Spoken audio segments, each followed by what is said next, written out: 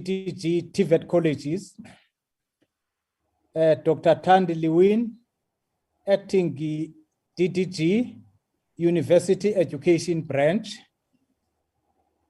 I think those are the officials that are here from the Department of Higher Education and the Training. There's also Ms. Gasa. Ms. Gasa is the DTG Planning Branch here in the department. Thank you very much, Chair. Thank you, DG. You are welcome with your full bench. If I may check, I just said, how much time do you think you'll need for your presentation? I think it will be done in 30 minutes. Perfect. 30 minutes. If you need to stretch it to 45 minutes, not beyond 45 minutes. But from now onwards, I go back to you. You'll direct as to how you want your team to come in and so on. I'll only speak once you say you are finished with your presentation with the department. Thank you so much. Thank you very much, Chair, for this opportunity to invite us as a department to make a presentation. We have invited the Chair, people who are in a very sad state of affairs, very poor, and would really welcome any opportunity to present ourselves with a view that would actually be getting some support to overcome the challenges. In the main, Chair, the structure of our budget, the bigger chunk, if I may just demonstrate a classical example. In the budget from the voted funds, we have got around 94 billion. Out of that amount, 78 billion goes to the university sector. 12 billion goes to Tibet sector. 2 billion, it goes to community education and training colleges. It may appear that universities are having a lot.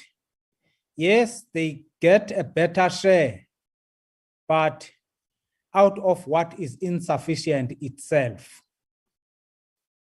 And one of the challenges that sector is confronted with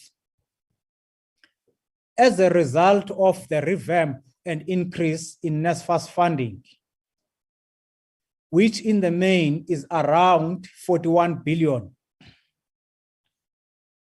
Then the transfers to institutions, to universities, is around 43 billion,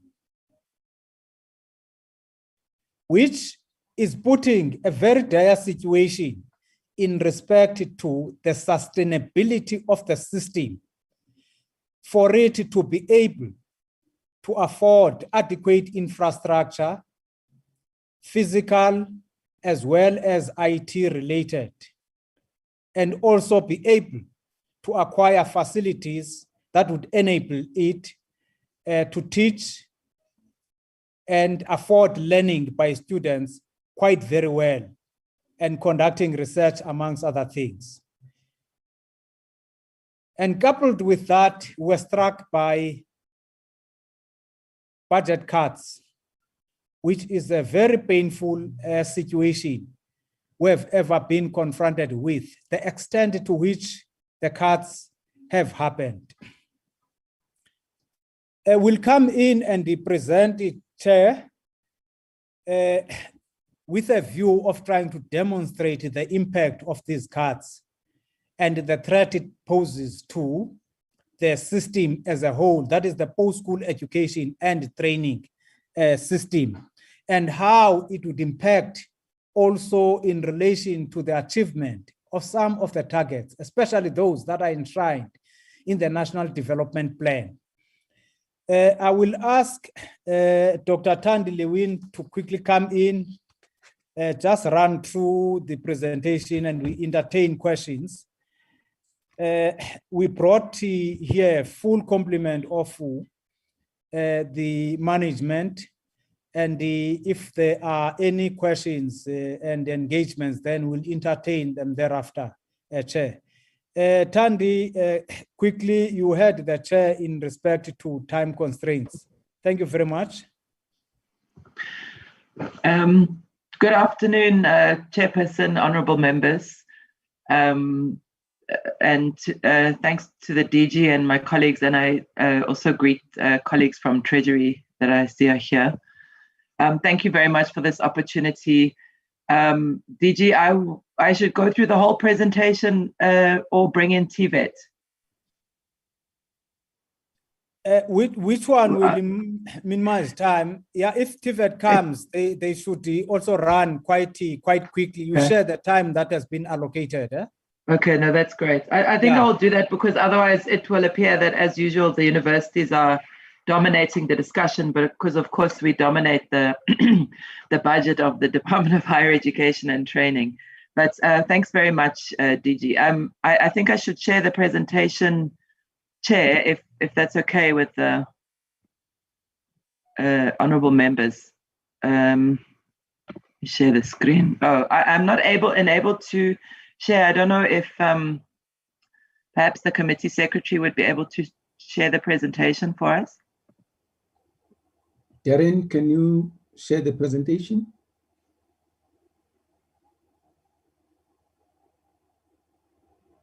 Darren? Let me try. Let me start so long, and then if just a second, and just okay. There we go. Good. Yeah. Thank you. Go on. Let's go on slide. Thank you so much. Sure. Darren, go on. Good. Yes, there you are. Thank you very much. So just in terms of the outline, we have done a overall service delivery implications just as an overview, and then we will talk specifically about Tibet. I'll ask my colleague in the Tibet branch to come in there, and then talk specifically about universities. Also a section on the long-term sustainability of NSFAS and possible future financial implications of the university infrastructure damage. Those last two in specific response to questions that we had received from the committee. Thanks very much. So as the DG has already indicated, the overall service delivery implications are quite severe for us, bearing in mind, of course, that there have been reductions across government. The department's budget is in fact dominated by transfer payments, as well as the costs of the compensation of employees. And this includes the remuneration of examiners and moderators in the Tibet and CET sectors. And certainly the decrease in baseline funding is impacting negatively on our operations. It definitely will be aware of the effect of the reductions in funding on the poor students that are being funded through NSFAS. The budget cuts there have had quite a severe impact, which I will talk to a little bit later in the presentation. If we do take into account, though, with the earmarked allocations and such as those for the rental of accommodation, the actual administration costs of the department are relatively low at only about 0.5% of this budget. But critically for us, because so much of the department's funding is in the form of subsidies, a very big responsibility of the department itself is for the monitoring and evaluation of the system. We've just had a meeting with the portfolio and select committees this morning where we were reporting on the department's role in trying to understand the lessons learned in terms of the impact of COVID on the post-school education and training system, particularly the impact on teaching and learning. And a lot of the work that we do there is reliant on our ability to properly evaluate the system and monitor it on an ongoing basis. There's also a danger that the non-filling of vacant positions will impact on the achievement of key delivery targets for the sector. So that's a key issue for us. Next slide, please. In view of the deteriorating macro fiscal outlook caused by the COVID-19 pandemic, the budget vote has been cut by 20.8 billion. That's over the medium-term expenditure framework period. It's a very significant cut for the department. And just to give you a sense of the largest budget reductions, the NSFAS, the National Student Financial Aid Scheme, is a key one. Obviously, significant funding flows from the department to NSFAS on an annual basis. And over the medium term, the current medium-term framework, the cuts are just below 7 billion rand. Unfortunately, this is not sustainable in the current environment, where in fact the demand for funding has increased substantially. And you will know, honourable members, that the department has had to reprioritize funds towards NSFAS in this financial year, the 21-22 financial year, in order to cover this reduction budget because of the increased demand for NSFAS and the shortfalls at NSFAS. And because of the deteriorating economic challenges, of course, we're finding that more and more students are qualifying in terms of the government policy for supporting poor and working class students. The cut to the university budget over the medium term is 7.7 billion. And of this, 5 billion is on the subsidies, the university subsidies in general, which in the bulk of which go to support the core operations of universities. And 2.4 billion is in university infrastructure, which is earmarked funding that is provided specifically to the sector to address infrastructure challenges, the development and the growth of, to support the development and the growth of the system, to support key projects such as student housing development, and many other areas. So we'll talk a little bit about that. The Tibet cuts to the colleges, it's 1.426 billion. Obviously, Chair, these reductions will appear largest in the universities because the university subsidy budget is the largest allocation in the department.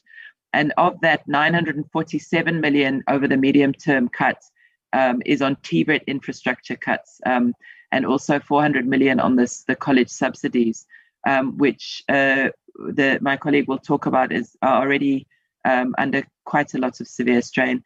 Compensation of employee budget cuts, as across government, these cuts over the medium term are 4.634 billion. Thank you. Next slide. In terms of compensation of employees, our concern is, of course, that we've got a number of advertised critical vacant positions where attrition has taken place. And those are critical for eliminating capacity constraints, may then compromise us, and there's always the possibility of leading to retrenchments. There is a very strong view that currently our available staff in the department are already carrying above normal workloads. We are experiencing quite a high level of staff burnout, stress levels, and quite low staff morale as a result. Also, the downward adjustments in the state-funded enrollment in Tibet and the possible reduction in staff there. There's been a significant impact, Chair and members, on the CET sector, as the budget cuts really do affect the standardization work that is going on in terms of the CET college structures, as well as implementing the post-provisioning norms for CET colleges. And of course, this does raise the potential for labor unrest due to a lack of adequate funding to fully implement the standardization. Regional offices are also playing a very key role in evaluating both the Tibet and CET sector, and we're concerned that the budget cuts will directly impact on the delivery of these services. Next slide, please. So I'm going to hand over to my colleague on the Tibet side for the next 1, 2, 3, 4 slides. Mr. Zungu, are you okay to come in and just talk more to the Tibet side? And then I'll come back in on the university's, Chair, if that's okay. Thanks, Dr. Lewin. Thanks, DG, and greetings to the Honorable Chair and the members. I will also be very brief. But just to highlight the most important points, Chairperson, I know Dr. Lewin has already highlighted the issues that talks to budget cuts around the the infrastructure backlogs that colleges have been faced with over the few years.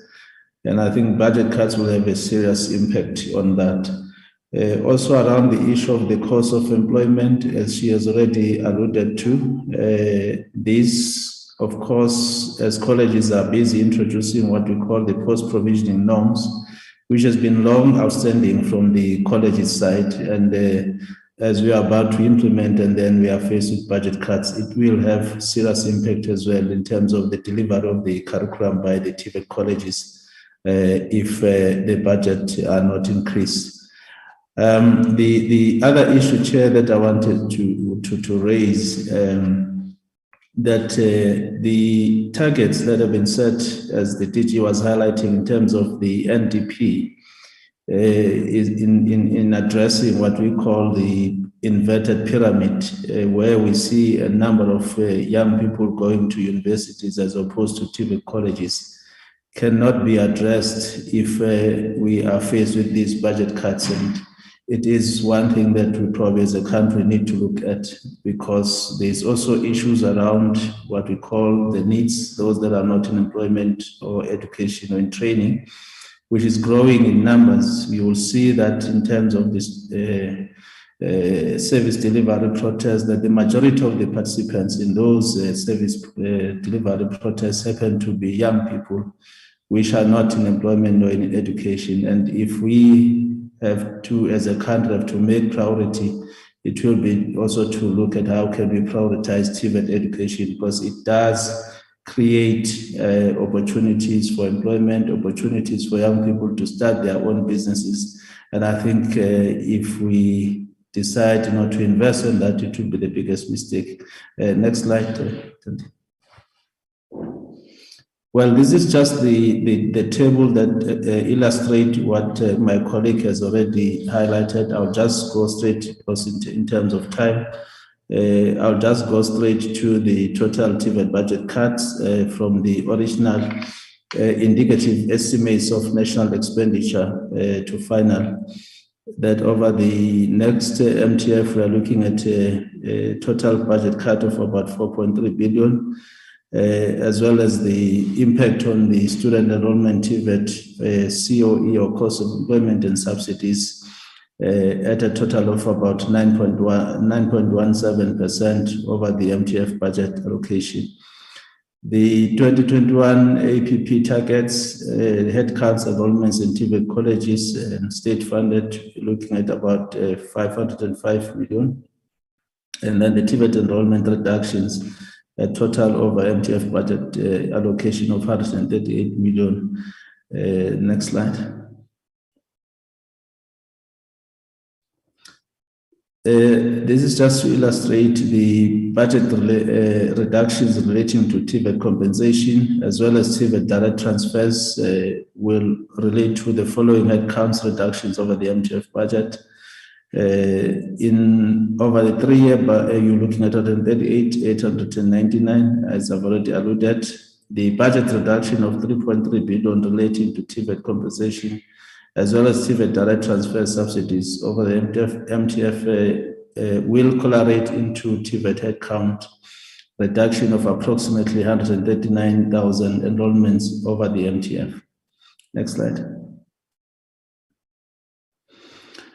Budget reductions of 70 million relating to operationalization of new Tibet campuses. As you know, that the department was busy rolling out a project that was pronounced some few years ago in terms of trying to increase access by building more campuses. It will equate to new Tibet campuses that will not receive additional funding for enrollment and maintenance requirements.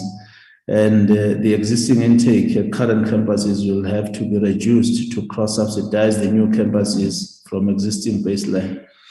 Furthermore, the budget reduction of 928 million relating to Tibet capital infrastructure and efficiency grant over the MTF budget will have a negative impact on infrastructure maintenance at Tibet colleges. As you know, Chair, that the neglect that has been in the Tibet sector is actually more than what one will probably take at the moment. So if that cut will actually result into us having to regress from the progress that have been made over the past year, where we have seen some improvement in terms of the infrastructure maintenance and development within the Tibet sector. The next slide. I think I'll just hand over to my colleague, Dr. Louis. Thank you, Chair. Thank you so much.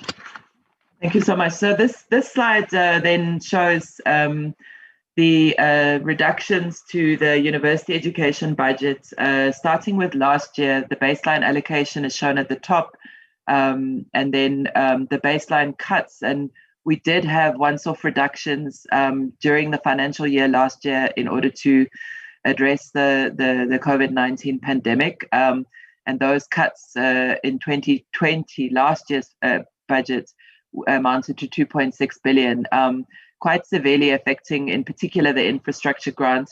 The same is true for over the medium term. This shows the effect. You can see that the substantial cut of 9.37% in 2021-22, it's partially due to the baseline cuts, but also it also shows there we have put in the reprioritization for NSFAS, which will be processed in the medium term process. But of course, we've had to reprioritize from within the department to support the NSFAS shortfall. Later in the presentation, there's a bit more detail on this. And then you can see that the reductions grow to 5.9% in 22-23, and then to 7.52% in 23-24. And you will understand the block grant is, of course, the bulk of the funding subsidy that goes to institutions, and it's the predominantly a discretionary fund that goes to supports the core operations of universities.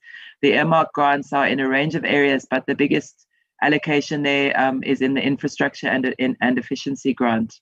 You can go to the next slide, please. What I wanted to just talk about a little bit more generally is the impact on the universities, and just to reflect a little bit on the impact of the cuts. I've already indicated where the funding support goes to, but certainly to indicate that the COVID-19 pandemic has had quite a significant effect on the university sector. It really does. It has highlighted for us some of the deep inequalities that exist both in our society and that impact on access to and success in higher education, but also it shows sometimes the inequalities that we have in our institutions. And many of those we are trying to address with the funding that is provided through particularly in the earmark grants and the infrastructure funding. So we do still have, of course, a number of inequities from the past as well. As students, particularly because of COVID, universities have had to grapple with some of the challenges of immediately making remote multimodal forms of learning available to students. And institutions have had to grapple particularly with the need for infrastructure support. And although the common view, the sort of common sense view is that in the longer term, if you move towards more online and blended and distance forms of learning, that costs reduce in the longer term. Unfortunately, that's not true for the short term, because one needs to ensure that the adequate ICT infrastructure is in place, that there's adequate training. And it also is our view that in the contact institutions, that although universities will develop towards more and more forms of blended learning, utilizing much more technology to support teaching and learning, that this will not in any way replace the need for face-to-face and contact learning in our university system. Unfortunately, time won't allow me to go into that discussion in more depth. But also to say that in our university system, we have had the COVID-19 pandemic comes on top of very many years of fiscal challenges in the system, and disruption that has taken place because of student funding issues in particular, and the difficulties around weak economic growth and have really affected that as well. And the ministers, the increase in the funding in 2018 and 2019 to universities, which came about as a result of the significant inputs from the fiscus into the university sector, unfortunately are starting to be eroded. And of course, they came on top of quite a number of years of the university budget being unable to keep up with the growth in the system. So what we've also seen is that even though we've been investing significantly more funds, we haven't necessarily been able to catch up with that kind of growth. And we're also seeing, unfortunately, honorable members, we're seeing a significant growth in student debt in the system. And of course, this is student debt predominantly of students who are not NSFAS funded. And in 2019, the student debt in our university system is sitting at approximately 14 billion rand. So in a sense, as much as we are trying to address the funding challenges in the system, unfortunately, the COVID pandemic has really, and the reductions that we're now experiencing are in fact reversing some of the gains that we were beginning to make. What this means is that we will need slower enrollment growth in the system. We are in the middle of an enrollment planning cycle. We have a multi-year planning cycle where we work with the universities. The enrollment plans determine the amount of funding that is provided in the system. They are critical for guiding the affordability of the universities, meeting the enrollments, but also in terms of assessing the infrastructure and human capacity needs of the system. So in 2022, we will be doing a midterm review of those enrollment plans, and it is highly likely that we will need to reflect on the level of growth, which unfortunately has already reduced quite significantly, and we may have to look at the possibility of enrollment reductions. The challenge with this, of course, is that the demand for university education, as well as the success levels and the access of students coming from the schooling system, is growing. So the number of students qualifying for higher education has grown significantly, and we're not able to meet that demand because we're not able to grow the enrollments at the rate at which we could provide quality higher education and training to students. One of the biggest effects you will see from the slide that I showed you, and again from this year's reprioritization, is infrastructure growth is going to be severely constrained.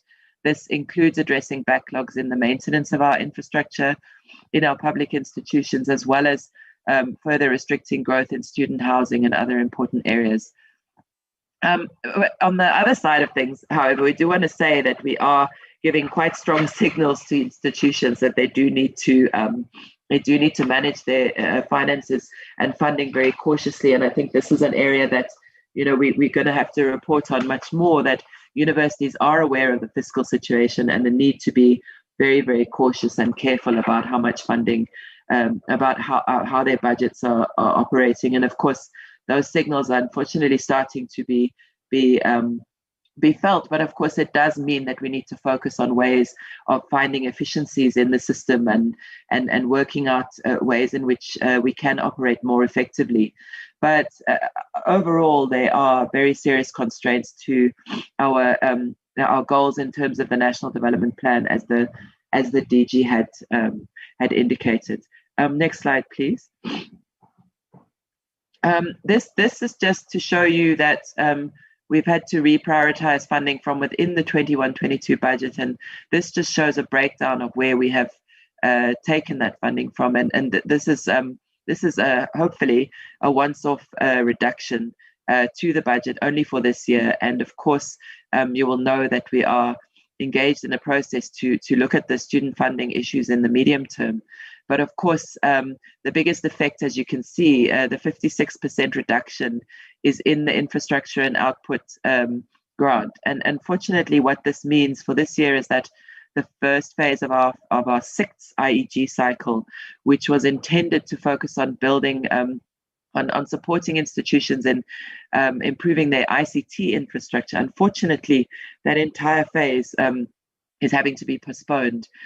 So also there's a reduction in capital funds to the new universities, which is going to slow down growth in those two universities. And then the bulk of the other cuts are in the earmark grants. The reason why we've done that is to really try and protect the core operational funding of universities, so that we're able to keep the universities functioning effectively, which is critical for all the students in the system. And the other cuts to the grants are relatively small, although you will notice that essentially we're postponing work on the what is the HDI development grant, the now called the Sibusiso Bengu development grant, which is supporting our HDI universities and is critical to trying to address the inequalities in the system. And then, of course, you can see that the NSFAS grant was reduced, but again, we're reprioritizing. This particular funding is being reprioritized from the university budget at 2.4 billion, but also funds are going to be flowing from the National Skills Fund and also from Tibet infrastructure cuts. Next slide, please. I think I will go really quickly through this, because this is more about the immediate budget reduction, and I don't want to. I've already given an overview of the general effect on universities, but essentially there is some maybe just to on this slide to show that there is some cut to the research outputs budget in the block grant, and this actually affects all universities.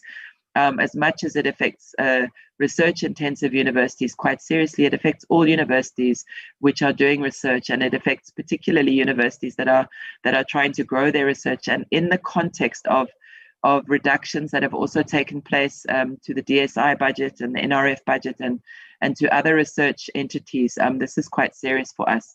If you could go to the next slide, please. The clinical training grant and the veterinary sciences grant and the foundation training grant are earmarked grants that provide particular support to key areas where we have scarce skills requirements. And those reductions, however, have been kept to a minimum. We should be able to address those immediate shortfalls within the with the universities over this year, and hopefully in the longer term we'll be able to make those up, as this is a once-off reduction. But I've already spoken to the infrastructure cuts. Essentially, we've had to basically postpone an entire program around ICT infrastructure because of this reprioritization, and it's going to have a very severe effect and delay on infrastructure development in the sector. Essentially, in this 21-22 financial year, we do not have any new infrastructure funding. We are only addressing projects that were already requiring support in terms of the previous cycle and where cuts had been made last year. Next slide, please. I've already talked about the effect on the new universities and the new developments here. Of course, you will know that we're also doing feasibility studies on 2 new universities that were announced in the SONA, but obviously the development of new campuses and new universities will be heavily dependent on the fiscal availability of fiscal funding going forward. Next slide, please. The University Capacity Development Grant is a critical grant that is used to support teaching and learning development, supporting projects that are focused on student success, also the staffing of universities, and the key to the transformation and development of staffing in our, particularly in the academic staffing area, and also in the curriculum development area. However, the cuts, there will be some cuts, but it will just mean that some projects will get delayed. Next slide, please. I think the next slide should be on the NSFAS plan. And I'm aware that my time is coming to an end, but this is a really critical discussion, Chair and members, around the long-term sustainability of the National Student Financial Aid Scheme. And you will most certainly know that in Cabinet, we addressed Cabinet in March 2021 as a department, and Cabinet instructed that the Department of Higher Education and Training, working with National Treasury, had until the end of June, which is now a month away, to address key issues in relation to the challenges that are faced by the sector, in particular to look at how we can address the student funding policy, address a more comprehensive student financial aid model, and look at the long-term sustainability of student financial aid. And this is critical work that we are engaged with at the moment, working very closely with NSFAS and National Treasury. It's quite a lot of technical work, but the Minister has also appointed a task team, which is going to be working with experts from the sector, which should shortly get underway. And that work will look at the assumptions that we need to make in terms of the modeling work that needs to be done, and also look at what policy changes might be possible, given the current funding constraints and the need to ensure a long-term sustainable financial aid system, both for Tibet colleges and universities, for the PSET system as a whole. And the different scenarios then will be dependent on that outcome between ourselves, National Treasury, and Cabinet. And of course, it's likely that we will have to take a slightly longer time to do some of the policy work. And it's likely, of course, that changes will have to be phased in over time. Next slide, please. Given the fact that the work is currently underway, we're not able to necessarily present those proposals at this point, but we will be in a position to revert to the committee once the exercise that we currently engaged with is completed, and also once we've received feedback from the technical process from Cabinet, hopefully at the end of June in a month's time. And I've talked to the task team. If you could go to the next slide, please. Thank you so much. This set of slides talks about a specific question that we were asked to address by the Standing Committee, which is a very serious concern that is out there about the damage that happens to our university property when there are student protests. And of course, in the past, we've seen that there's been significant damage. This year, we did have some unrest at the beginning of the year linked to student debt issues and the delays in confirmation of funding for first-time NSFAS funded students. However, much of that didn't result in significant damage because many students were not back on campus and assessments were still going on in some universities. And in fact, quite a lot of that protest happened outside, unfortunately, having a significant effect on the public. And you will know also in one case resulting in a tragic death in Braamfontein. But the responsibility really does lie with universities in terms of managing property and ensuring that they have adequate mechanisms in place to limit protest when it does happen and to protect people and property where necessary. In this regard, most universities are in fact enrolled in the Tertiary Education Risk Insurance of Southern Africa, and protest damages are covered as part of the risk that universities are paying under their insurance policies. And so some universities are able to claim from their insurance, or they sometimes do have to dip into their own funds to cover the cost of damages. Next slide, please. There are some figures that we'll give on past support that we've given. So in terms of the quite exceptional experience that we had during the Fees Must Fall process in 2015 and 2016. In that year, the department actually allocated significant amounts towards damages at 5 historically disadvantaged universities, and those figures are provided there. Those universities were Fort Hare, Zululand, Western Cape, Walter Sisulu, and Limpopo. That amount was allocated from the department to assist those universities towards damages. However, the damages were significant at other institutions too. Given the funding challenges, of course, the department is actively engaging with other key stakeholders, particularly with University of South Africa, in addressing the issues around damage to property during protests, but also to find more innovative ways of preventing protests from taking place and to managing protests more effectively, so that to limit harm both to individuals and to property. And there have been a number of engagements over the past few years with in terms of the training of private security, for example, and also quite key engagements between University of South Africa and the Minister of Police, and between the two ministers as well, to try and look at and other key stakeholders to try and look at more long-term sustainable plans and risk mitigating strategies around this matter. The next slide, please. I'm not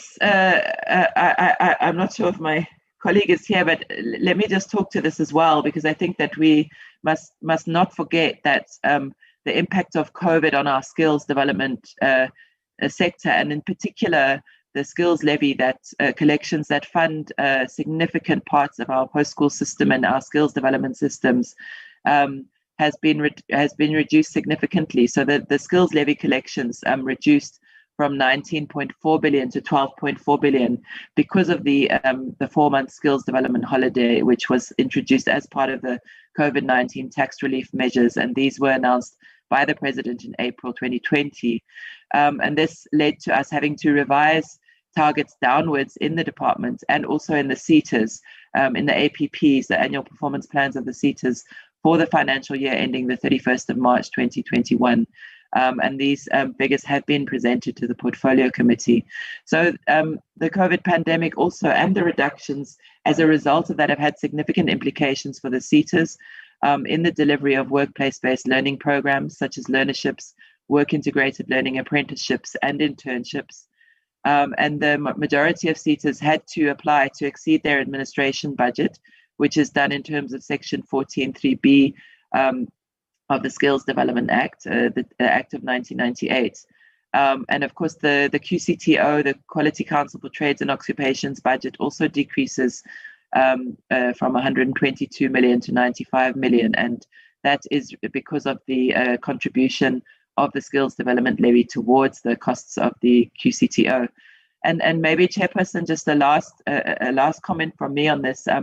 You will also know that in terms of this year's in-year reprioritization of funding to support the NSFAS shortfall, the 6.4 billion that was required to do that we've also had to request support from the National Skills Fund in order to contribute to that shortfall. And what that does is also reduce funding available for skills development in the broader post-school sector, not just in the universities, but in the Tibet colleges and particularly in the CET sector, and of course support for unemployed people as well. So it really does affect in the long term the role of the NSF to support skills development more broadly in government. And I think, Chairperson, that is the last slide from the department, and I will go back to the DG in case, or the CFO in case I've left out anything critical. Thank you so much, Chairperson. Okay, DG, CFO. No, thank you very much, Chair. That is the crux of what we wanted to share with the committee today in respect to the strains financially and also in terms of resources in the system.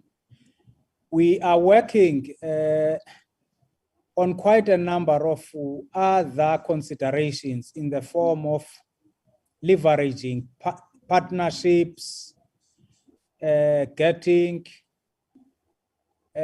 donations, other kind of support, every opportunity that is available. We are looking at it. For instance, on infrastructure, as we are experiencing constraints financially, we are also applying to the budget facility for infrastructure in the National Treasury, which is a fund they keep from other sources other than voted funds to assist where it is appropriate in the rollout of infrastructure. We are utilizing every opportunity that is available at our disposal to actually mitigate the impact of these cuts and shortfalls in the system. But in the overall, this is the situation which is actually confronting us at the moment. Maybe the CFO may want it to share with us. I don't know whether she has got a secret, in her coffers, of anything perhaps we may not be aware of, but that is the situation that we find ourselves in. CFO, through the permission of the chair, if you want to say anything. Please proceed, DG, the CFO. Okay, thank you. Good afternoon, Chair and honorable members. DG, I think all the critical points are well covered. And just to answer your question, unfortunately, at this point, we don't have any secret pockets. as yet. So we, as DG has covered it very well, we're leveraging on other available funding sources, be it in the public sector through the bidding processes or through a partnership with other organs of state. Thank you very much, Chair. Back to you, Chair. Thank you so very much for affording us this opportunity. Thank you so much, DG, and your team for the presentation. I think it's the first time we interact with the Department of Higher Education and Training. Just to close the loop, the Standing Committee on Appropriations as to how we work.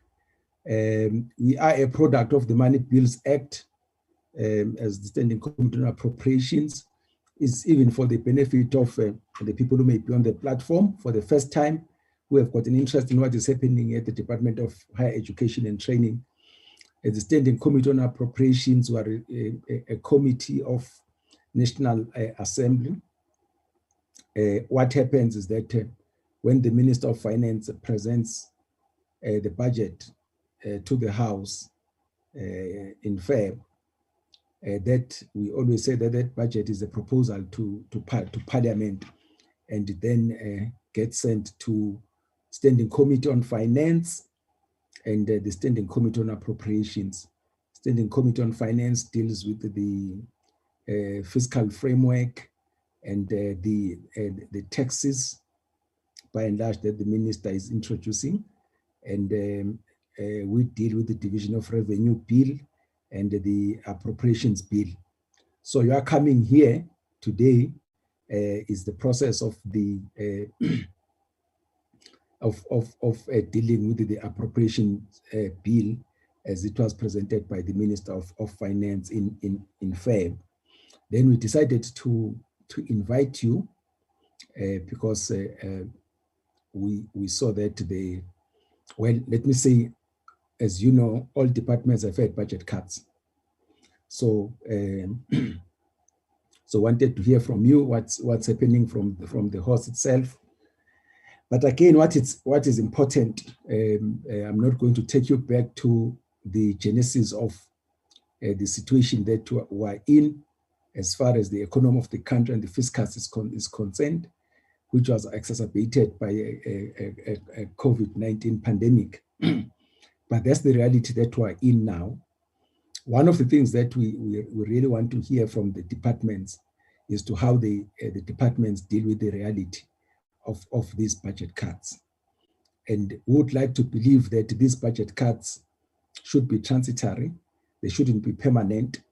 And the only way we can come out of this is that the economy grows so that SARS can be in a position to get more money so that SARS can then finance us, and then we deal with other fiscal challenges like the debt, which is ballooning. So I just thought, let me give you that. Then once we have listened to the departments, we don't meet all the departments at stroke SOEs, we choose, and then we do make a report, make some recommendations to the National Assembly. We debate the appropriations bill there before it goes to the National Council of Provinces, where it also goes through the same process, depending on what happens, and then goes to the president. I just thought that I should close that loop, since the first time we were interacting with your good selves, and there may be some members of the public who follow what is happening in your department, DG. So it's also very important for the benefit of the public to know what we do here. Having said that, honorable members, it's your chance to interact with the presentation. Can I have indications of the honorable members who would like to have a say on the presentation by the department?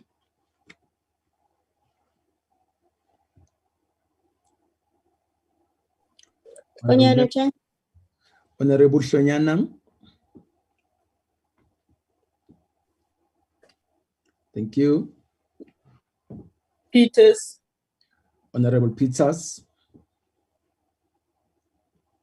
Yes, honorable members. Well, while other, yes, honorable members,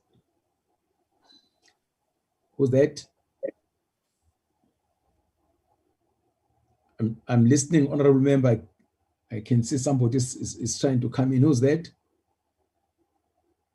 Okay, I'll go back to him or her. Let me start with Honorable Shonyana in the meantime. Honorable Shonyana, please break the ice for the committee. Thank you very much, Chairperson. Well, I don't have, okay, we welcome the presentation. I don't have anything really much to say about this presentation. The only thing that I wanted to raise, Chairperson, was that we are not happy about the Minister, Blake Nzimande, not being here today, nor the Deputy Minister, and nor them giving apologies of not being with us today. That's all. Noted, Honorable Shanyana. Honorable Peters. Chairperson, thank you very much for this opportunity. And I think you are correct by indicating that it is the first time that we are meeting as this committee with the Department of Higher Education. And I want to take this opportunity to thank the DG and his team for the presentation, but also to upfront apologize for the inconsistency of my connectivity because of network challenges. Chairperson, I want the DG to, because the minister is not in attendance, to give us his impression and his indications on the feasibility and possibility of a whole-scale free education for, in particular, the missing middle and the poorest of the poor in South Africa, taking into consideration the challenges that we have of the high rate of inequality, as well as unemployment and poverty. And quoting from, and not necessarily verbatim, from our late former president and President Mandela, first president of the Republic of South Africa under a democratic state, who indicated that it's only through education that the son of a farm worker can become a president or even the principal of a school. So I think it is important that we realize that education, in particular, access to tertiary education, is a catalyst for breaking the back of poverty and intergenerational poverty.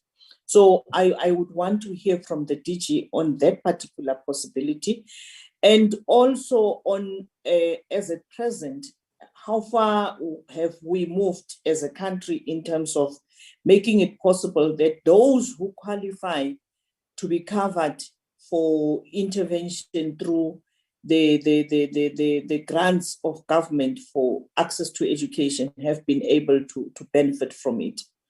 But also how the department is able to minimize the wastage that we see every time NSFAS monies are paid out to students.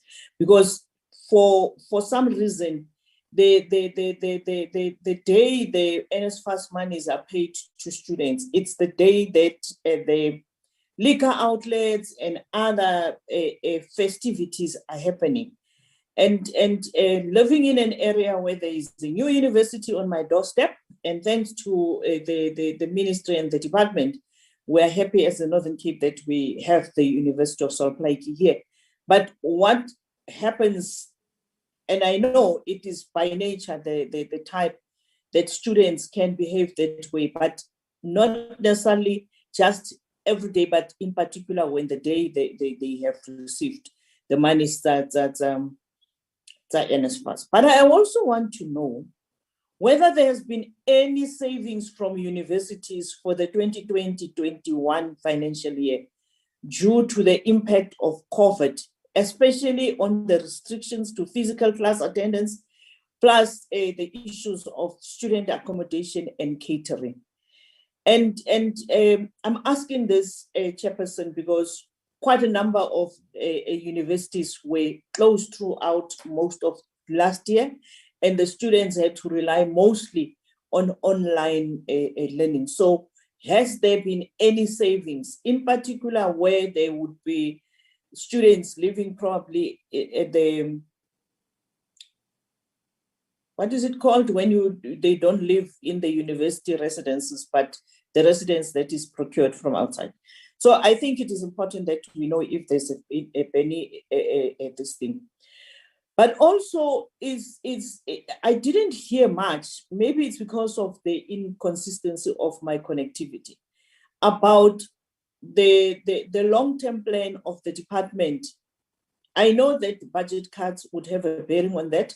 I've seen the indications that infrastructure for the two new universities is affected by the reductions and the budget cuts.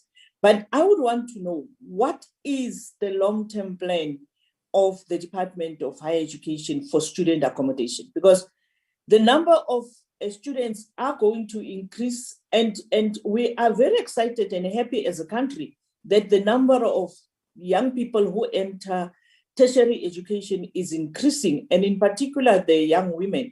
But it is important to know that there is also projections and planning for student accommodation. I know that during the time of the PICC, there was discussions about alternative building materials for student accommodation, so as to be able to make sure that universities can actually, within the radius of the university, be able to accommodate the students. But also, student accommodation is not a luxury.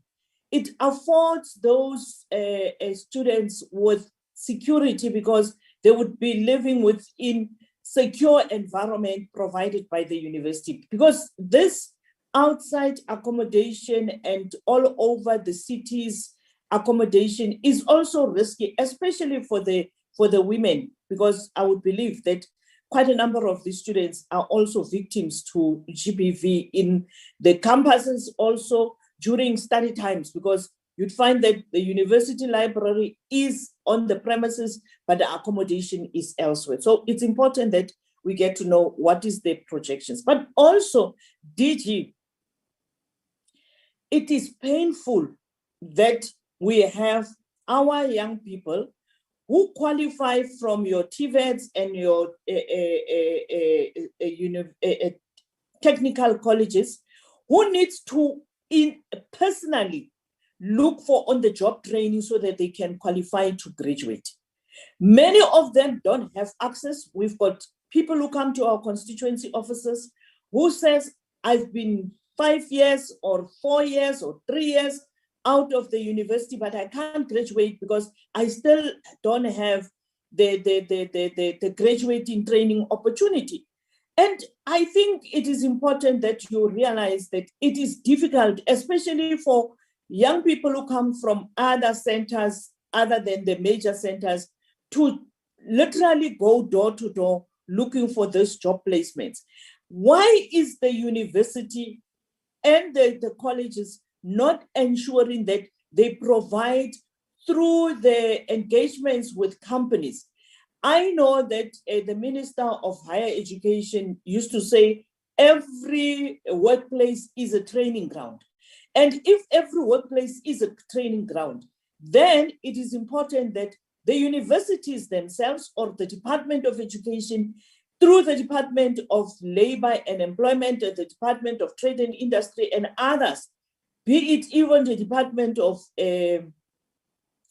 Minerals and Resources and Energy, and the DPE itself, emphasizes as part of the requirements for CSI and other MOIs for the training of these learners, because it is painful, truly speaking. I know of many young people who I literally have to shrug my shoulders to say, I don't know how I can help you. And it is painful because they have gone to tertiary education, they have studied engineering, but they cannot qualify because they don't have an opportunity for on-the-job training so that they can graduate. So I want to hear from the department, what is it that they're doing to enable these students to get that opportunity? But also, Chairperson, how much is the Department of Higher Education working together with their component in the science through their component, the science and technology area, envisaging should be the ideal funding for research and development in South Africa? I'm raising this because countries like Singapore, countries like Korea and Russia, they invest a lot in research and development. And that's why their manufacturing ability in the economy is growing. And at most times, even as a country, we know that most of the time our technical or our technology gadgets, we compete about which one we have from which particular country. It is about time that we compete about which one we have from our own country. So I think it is important that as this committee, we hear from the Department of Higher Education and Training, what is it that they believe should be the quantum of funding for research and development? What is the budget of CSIR? Is it, according to the DG, adequate for us to be able to intervene in the economic recovery space? But also, you know, it is painful that we are lining up for vaccination, for vaccines that comes from even our own partners. Russia has got Sputnik, India has got AstraZeneca. What do we have as South Africa? Is there any partnership that we have as South Africa with any of the vaccine developers to be able to say this vaccine would be something that we can also be proud of as South Africa that we have contributed? And I think South Africa for many years, even during the discussions about HIV and AIDS and others, have been talking about the South African Vaccine Initiative. How are we faring with regard to this South African Vaccine Initiative?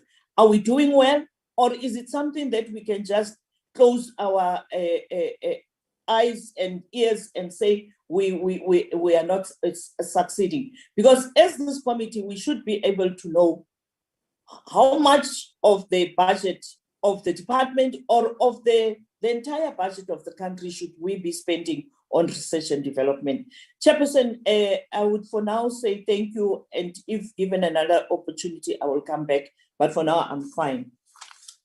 Thank you. Thank you, Honorable Peters. And let me again thank the DG and the team for the presentation. I think at the heart of our questions, DG, is the impact of the education output, the impact of the investment that the country is making on higher education, and the point that is being raised by Honorable Peters. It depends. Higher education may say the impact is seeing the number of graduates that come out. But somebody who's sitting in our committee would say, no, ultimately would like to see that impact in the economy and the betterment of the lives of our people.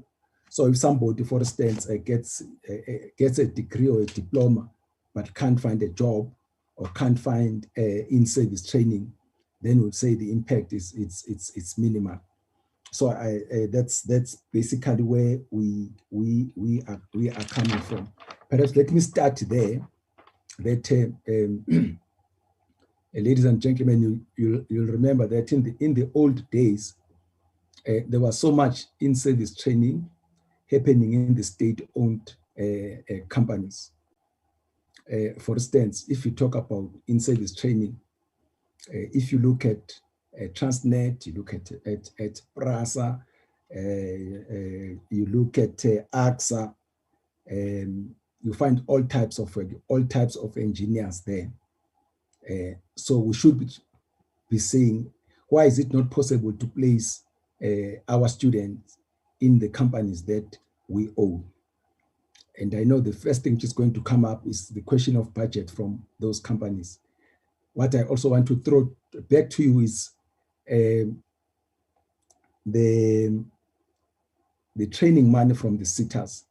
How would it be, for instance, if a student comes out, it's with an engineering thing, or he needs in-service training, we place him at Transnet and say, can you take this student for 2 years? And we are going to pay him a stipend for those 2 years. And the only thing that Transnet or PRASA or AXA do is just to make sure that it gives an opportunity to that young person to have a on-job training. In fact, as Honorable Peters was talking, in one of our chat group where I'm with Honorable Peters, an honorable member spoke about some students who have just qualified on a number of things, but I remembered it's what aeronautics graduates, and the place where these students can, in fact, they were trained outside the country, so they need placements. So working with our SOEs, I think one of the things that we have been grappling with in our committee, it's our departments and entities and companies working in silos, not being able to get the synergies that we have ourselves before we even go to the private sector. So the question there, is it something that we may consider, that we talk with these entities and we pay for them from this skills levy that we're having, especially coming from the sitters? I'll tell you, sometimes you find people who say that we have been trained on this, and that these companies will go around and train, but you find that at the end of the day, nobody takes those people who have been trained by certain companies. I'm saying companies who just go to sitters and get money and train in whatever they feel like training. So a specific training with our SOEs, I think, will be more relevant than the general training. Then my other question, I just want to check again with the department, how efficient are we as government in terms of supporting, for instance, our students? I know there's NSFAS. I'll tell you where my question comes from. If you go to all these departments that we are having, you'll find that there's one form of a bursary, one form or another of a bursary, which is being given by the department. Do you think that's efficient as far as we as government are concerned? Is there no possibility of double dipping? You know that students sometimes can be very creative, but if you have got many government departments, provinces, national government departments, NSFAS, do you think that we are efficient? Is there no possibility of double dipping there? And what can we do to ensure that we get maximum output from the support that the government is giving to its young people? Another question would be, they say 1 stitch on time saves 9 stitches. 1 stitch on time saves 9 stitches, which is a problem that we as government generally were having, the question of maintenance. But I would refer to the universities, especially those the historically disadvantaged universities. I've seen some of the universities and say they are not even painted, simple paint, and that these budgets that we do give out, these subsidies that we give out. What type of oversight we give? Because I think it's the easiest thing to get a paint and paint a university.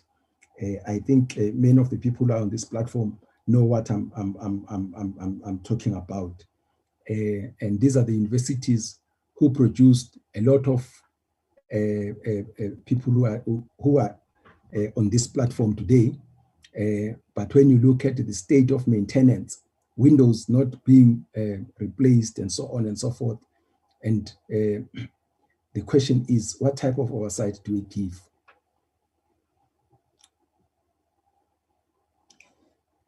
Then there's this question which usually troubles me, what I'll call the marginalization or the discrimination of students who come from these historically disadvantaged universities. The job market is not absorbing them, at least that's my observation. But what is even more troubling is that even government discriminate when it comes to employment opportunities for young people who come from these universities. One, I would like to hear from yourselves to agree with that statement, and if you do, what can be done, especially charity begins at home. We as government and as state-owned entities, and obviously going to the private sector, we can't perpetuate these types of discrimination in the present South Africa. I think I just wanted to check the rate of uptake by the market of the output or the students who have graduated from the Tibet colleges. From the Tibet colleges. That talks to the relevance of what we give in our Tibet colleges.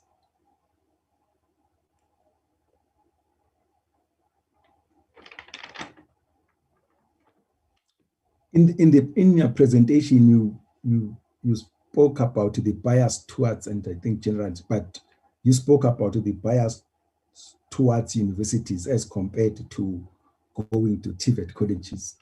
Don't you think that it may have, obviously there are many explanatory variables to that, but I'm just thinking that if somebody gets a good pass, it's called the bachelor's pass.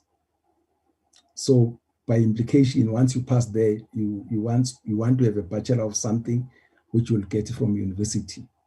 Don't you think that has got an impact on the careers that the students end up choosing, or perhaps the institutions they end up going to, TVETs compared to the universities?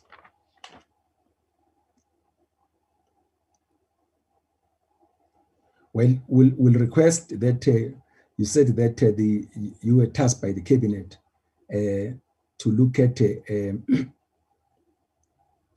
come up with some solution which will address immediate funding challenges. Please, DG would also like to have sight of that once cabinet have seen it and approved it.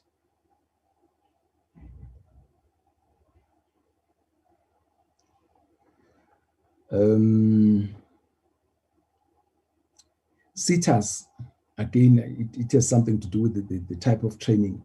Is there any correlation between the training that is funded by CETAs and employment creation? Yeah, I think for now I'm fine. I'm sure you were picking up my points on as I was putting them to you and the honorable members.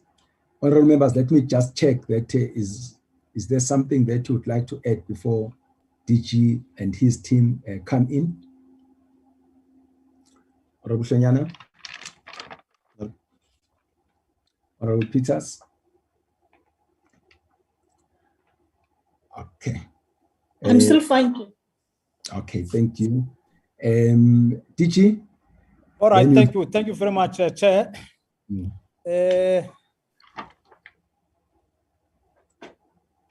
Thank you for these quite intense questions, Chair. I came here with the impression that the SCORE is going to assist us to get the money that we don't have. In fact, DG, just before you come in, but you are reminding me, right? We are dealing with the Department of Higher Education. So these are the people who come up with ideas. Hence, my question was, please also tell us how we're going to deal with this budget cut now and going forward. And I've tried to help you that going forward, I think the answer is in the economy, which is growing.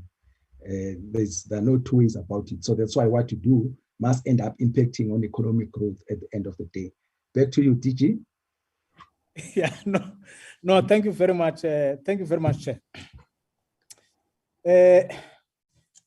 Let me ask DDG Sam Zungu and Dr. Thandi Lewin to come in first, then I'll come thereafter with some of the directed questions and what may have not perhaps explained quite sufficiently. If the chair allows. Mr. Zungu, can you come in? I think there's a question in respect to a placement, work placement of students from Tibet colleges. Thanks, TDG, and thanks, Honorable Chair and members. I think Honorable Peters is asking a very important question, which also came from Honorable Chair in relation to the work placements of Tibet graduates. Just a bit of background that ordinarily when Tibet or technical colleges were designed back then, they were designed for people who were already employed, and they would have gone and attended the technical education on block releases from their companies. But then with the growing demand of the country having to skill a number of young people, the gates were then open to a number of young people for them to come and get the skills. And at some point, Honorable Chair, Tibet colleges or then technical colleges were referred to as sausage machines. And that was as a result of them having to produce a huge number that could not be placed or absorbed by companies. So there has been ongoing discussions between industry through the skills branch with CETAs to assist in engaging with the employers to open up gates for young people to be placed. But as you know, with the issues of our economy shrinking, those workplaces continue to shrink as well. But what we've been discussing, Honorable Chair and members, is that we should not just be focusing on big corporates for work placements. Honorable Peters referred to the slogan by our Honorable Minister that turning every working place into a training space. Now, one of the biggest challenges has been the fact that the CETAs will have the funds for paying stipends, as Honorable Chair was saying, it could go to ESCOM or all the state-owned enterprises. But the biggest challenge is that those big corporates will only have limited spaces to accommodate all our learners that we've produced in the system. So the growing number and the demand of training the number is growing, but in terms of the workplaces, those are shrinking. So the discussion that we are having now with the skills branch, our sister branch, is that can't we have the Skills Levy Act, somehow to try and accommodate even the non-skills levying paying companies to accommodate young people for work placement? Because you might find that there's a small company which can assist in training maybe an electrician or a plumber, but it's small. It does not have the money to pay, or is not registered as a skills levy payer because of its size. I've made in other presentation example of Germany, for instance, where the majority of training of apprentices does not happen in big corporates, but happen in small businesses. And I think it's one of the roads that we can take as a country as well, to say how do we extend the scope of the skills levy paying companies to also accommodate those that are not skills levy payer. But also the fact that the skills that are acquired through Tibet colleges should not just be focusing on students that will come out with CVs, but it's also focusing on students that will probably be directed towards entrepreneurial activities where they can be able to start their own businesses instead of seeking employment. Let me make an example, Honorable Chair. I know the time is limiting. If you train, for instance, students in hairdressing, and we look and we drive around all the major cities, you'll see the hive of activities in hairdressing. But the majority of those people who are doing the hairdressing is not our local people. It's mainly sometimes it's people that come from outside and they've invaded that space. But if we train our young people, assist them in establishing those small businesses of hairdressers, I think that could also assist in creating employment, not just for them, but also for others. I can go on, it's a number of examples. For instance, in hospitality industry, you go to taxi ranks, you go to all over, people are selling food, but it's not people that are trained to do and provide healthy food. It's people that just do it because they just need money. So I think there are areas where after the students in Tibet colleges have acquired certain skills, they can immediately walk into entrepreneurial activities, but they need guidance and support from the funding entities and also some of the government departments that can also assist, like the economic development, and say how can we put together fundable business plans as young people, because we have now acquired a skill. Mechanical guys, welding, boiler making, all of those people, plumbing, all of those people can easily walk out and start their own businesses. I think, Chair, in terms of that, I think we are working in trying to improve in terms of work placement. It's not easy, but it's something that we are working on. Thank you, DG. I hope I've answered the question, and thanks, Honorable Chair. Thank you. Thandi, please crisp to the point. Sure, DG, thank you very much.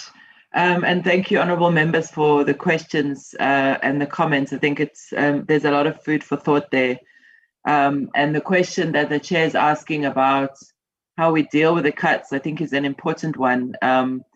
The reductions, of course, over time do have a significant effect, and we often in a balancing act to try and ensure the sustainability of our institutions over the long term, and particularly to ensure that the subsidy levels are adequate to support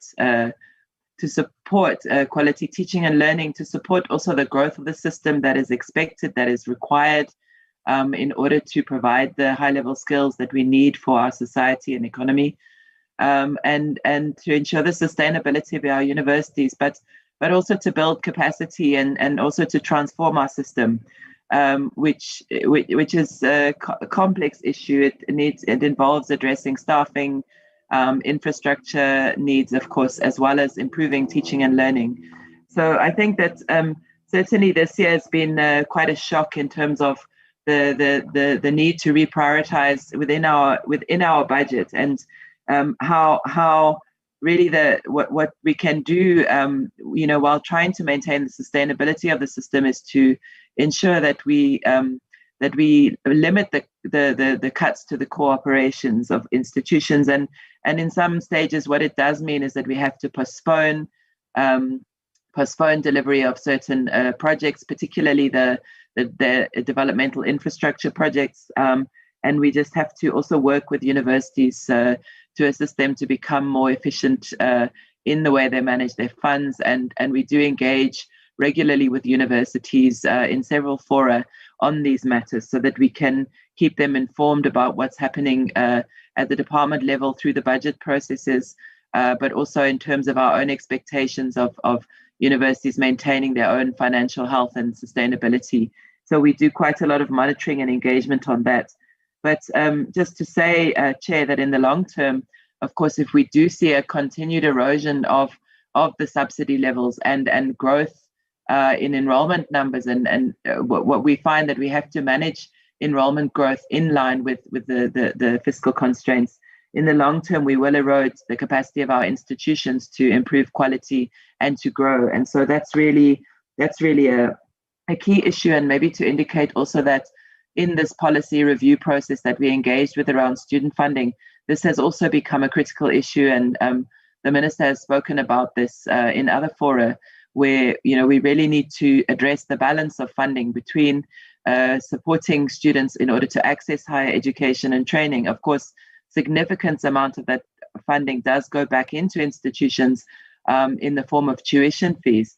But of course, some of that funding also goes to support students in other areas through the fully subsidized funding model, through accommodation and other needs that students have in order to succeed. So we are concerned about the proportional budget of the institutions, because it's important that if we are funding students, we have a responsibility to all the students in the system, including those who are supported from NSFAS and those who are self-funded, to be able to access high quality higher education and training, and also for us to over time reduce the inequalities between institutions. So in the long term, of course, the erosion will have very serious effects, but in the short term, we are able to manage those cuts by postponing certain programs and working very closely with the universities in terms of how they manage their budgets.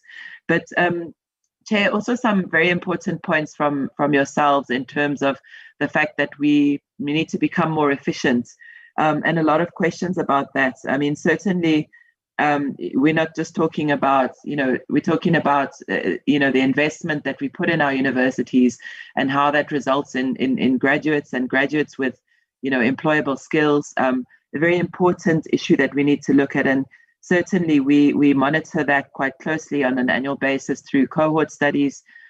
We are seeing significant improvements in the throughput of students and in a reduction in the dropouts of students, partly because of initiatives around funding support for students, but also significant investments in supporting teaching and learning and student success initiatives. We have significant stimulatory funds in the system to support institutions around teaching and learning development. We have a university capacity development grant, which is supporting, I mentioned it in the presentation, but significant work going both to fund students to support their studies, but also supporting student success in other ways and gearing universities to become very focused on student success. We do, however, still have big concerns in our system, both in terms of the inequalities in outcomes and also in terms of the outcomes in distance education in particular, given that many students are working while they study. But I think the important point is that as much as we are focusing on inputs, we also need to focus on outputs, and we do need to focus on the improved efficiency of the system. And perhaps that's something we can also address in further engagements. Honorable Peters posed a question to the DG, which is a very difficult one around the feasibility of free education for all students. And maybe just to say that it's far be it from me to be able to answer that question, except that certainly we are seeing an increased demand for funding support, both because of the fact that more and more students are accessing higher education and Tibet colleges and universities, and we are growing those institutions, but also because of the effects of COVID-19. Many family circumstances have changed, and of course, our weak economy is putting a lot of pressure on families who need to access higher education and training. So certainly, it's likely that without significant additional funds, we would be unable to support, further growth in the budgets. And I'm sure Treasury would talk to this. But of course, what we also need to do is to look at developing a sustainable policy that is in line with our government's goals of supporting all of those who deserve to access higher education, to get access to higher education and training, and then to be able to succeed as well. So we need to also look at different funding models and also additional sources of funding, and much to a certain extent the DG had referred to this, that we are going to have to be innovative and think out of the box in terms of what funding possibilities exist, so that we can develop a more comprehensive student financial aid model to support the system going forward, and one that is sustainable and not a strain on the fiscus, but is also trying to meet our very important policy goals. And those policy goals are having significant effect. If I could also make one further point, which is to say that our cohort studies, honourable members, show that students who are NSFAS funded do perform significantly, on average, significantly better than other students on average. And so there is definitely a link between funding support being provided to students who need to access higher education and training and those students succeeding. So it's something that we can't drop the ball on, Chair and honourable members. And Honourable Peters, thank you for that tough question. But of course, those are questions that we are addressing very firmly at the moment through the student funding policy review, and we need to address that. Maybe on the other side, we also had a couple of questions that relate to the policy issues around student funding, and I think also important questions. Certainly, the issue of double dipping does concern us, but of course, we work very closely with the universities who have financial aid officers and are able to identify where this is happening. There's very strict rules in terms of NSFAS funding and double dipping, and we do rely quite closely on the partnerships with universities, NSFAS working with universities, and we do rely on those partnerships, and we do see benefits of that. Students who are NSFAS funded are certainly not allowed to take other funding for the same purposes that they are receiving NSFAS funding. And then the other issues around that Honourable Peters had mentioned around how students spend their allowances. Certainly, we see a lot of anecdotal information around this. And of course, the big issue being that we are aware that many students who come from really poor families also feel pressure and do indeed send funding home to their families. And particularly, I think that under the COVID pandemic, this was a big issue. So the question is, how do we ensure that the funding that is being provided to support students to succeed in higher education is actually being effective in doing that? So we do need to look at those kind of policy issues. Also, of course, relating to matters like this, the learning material allowance, which supports the students to be able to get devices as well as to access learning materials. So we are really focused on working with NSFAS and universities on many of those issues, and allowing universities also to put in place supporting mechanisms for their students that will allow them, on the one hand, to have choice with how they are spending their money. So, for example, are they going to buy new textbooks, or are they going to access secondhand textbooks? And so it is important that students are able to get certain amount of choice, but also be supported to ensure that the funding that they need to support their studies is actually being utilized for that purpose. And of course, from the state point of view, we need to ensure the efficiency of that funding. The question that Honourable Peters had asked about the savings of universities, I did touch on this briefly in the presentation, but just to say that we will get more information on this during this year once we receive the financial reports of institutions for 2020, and we will analyze those financial reports. But certainly from our initial engagement with institutions and from our engagement with them last year, it's very unlikely that universities will have had savings. And the reason for that is not to say that they wouldn't have had savings in particular areas, because of course there may have been reductions in accommodation costs, in the cost of municipal bills, for example, when they had long periods of absence from campus. But of course, many of those costs, had to be continued. In many, like on-campus residence, for example, students, there were still costs that had to be maintained. There are contracts that are in place. In some institutions where fee income is a significant contributor to university income, certain costs couldn't be covered because fees couldn't be charged for certain services that weren't offered. So as much as we tried to mitigate this at a national level, engaging frameworks, certainly the savings weren't maybe as high as they may have appeared. And then the corollary of that, of course, is that institutions had significant additional expenses in 2020 as a result of the COVID-19 pandemic, both on the side of health and safety matters and needing to ensure that campuses were safe, and on planning in those areas and PPE and those kinds of things, but and monitoring residences and access to campus, but also in terms of learning management systems, investment in IT infrastructure, providing support for access to devices for academics, additional training costs that were required, distribution costs where universities were distributing devices and paper-based materials to students, upgrades of learning management systems and software and bandwidth and those kind of things. So our initial assessment is that really it's very unlikely that certainly in the 2020 academic year that universities would have on balance made many savings, that actually some of the costs were quite significantly increased during that year. Just one last couple of things, DG, in terms of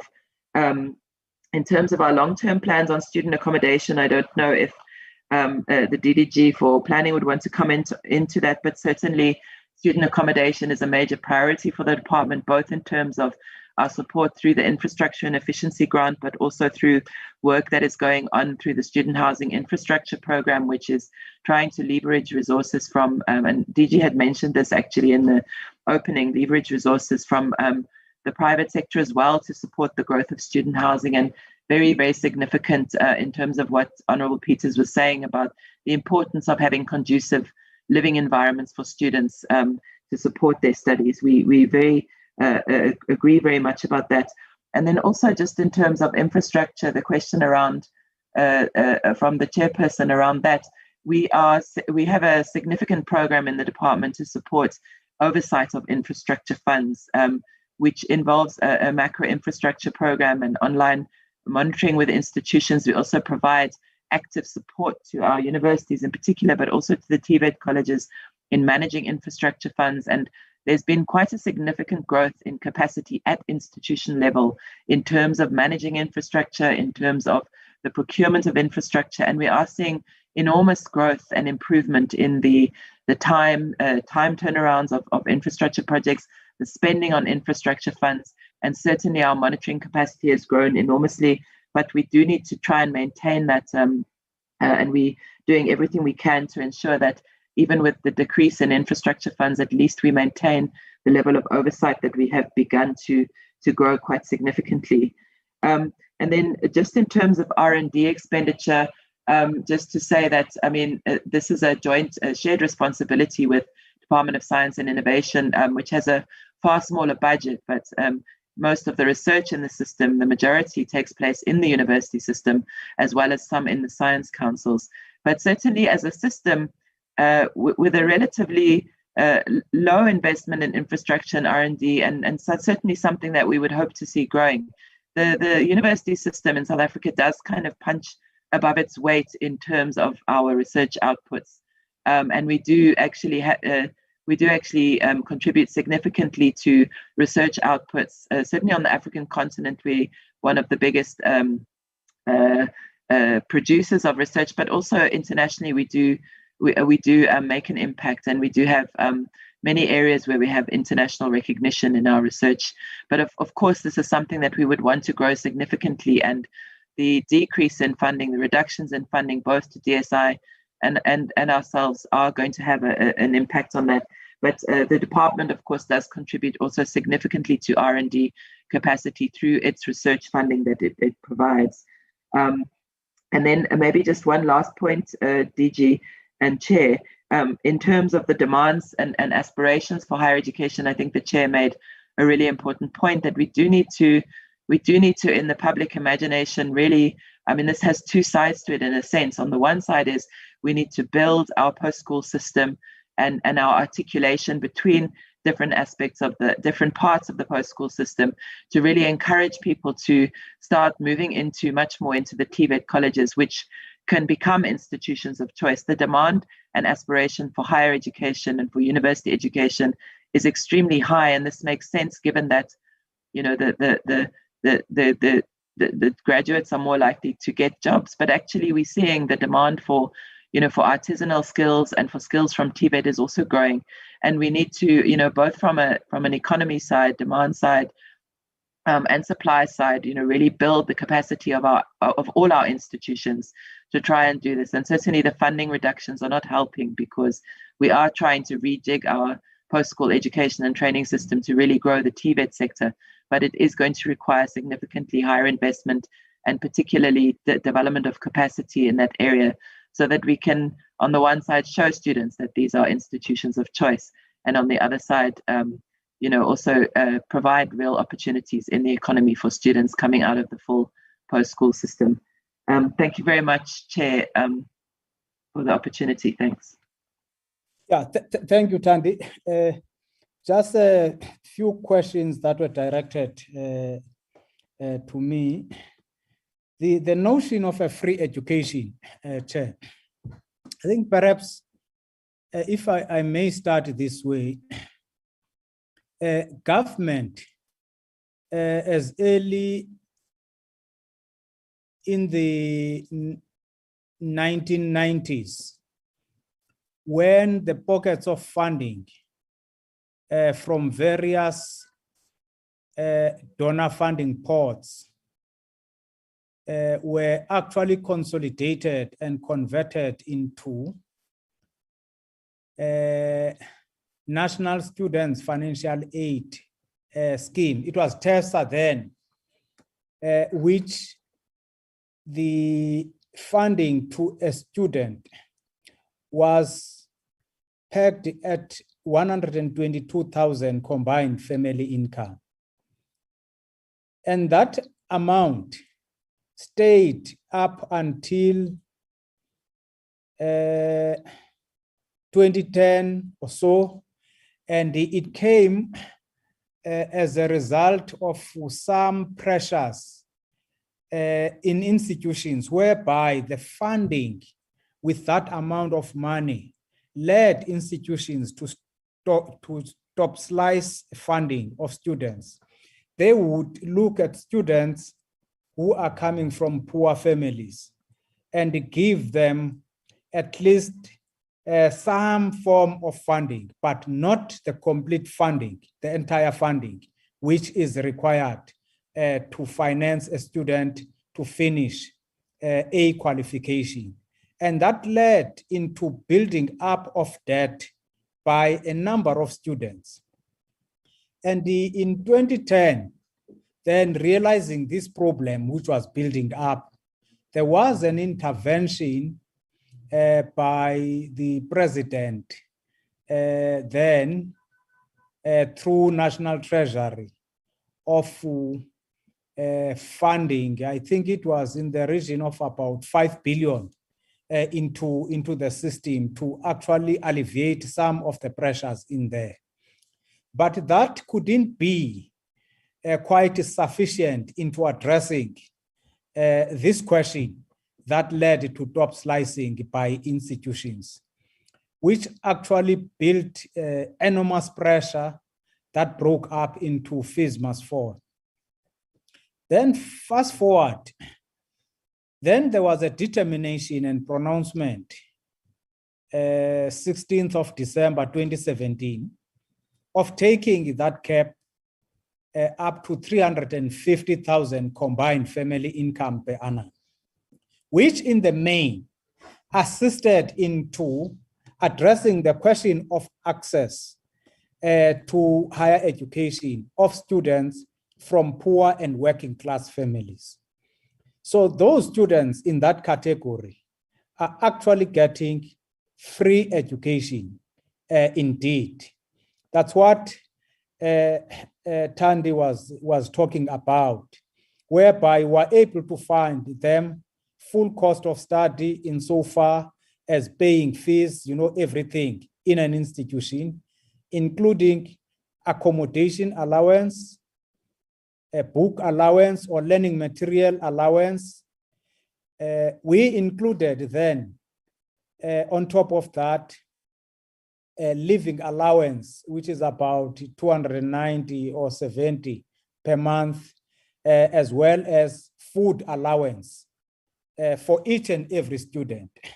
And those allowances, I think that's the component that we are not able to control in respect to how a student should spend it, except to say that the intention of government is that you're a student, you should not starve. At least there must be something that you are supported with so that you can be able to eat and be able to attend to your studies. Now, if then a student chooses to buy food for 40% of that amount, liquor for 60%, it's a matter that we don't have control on as yet.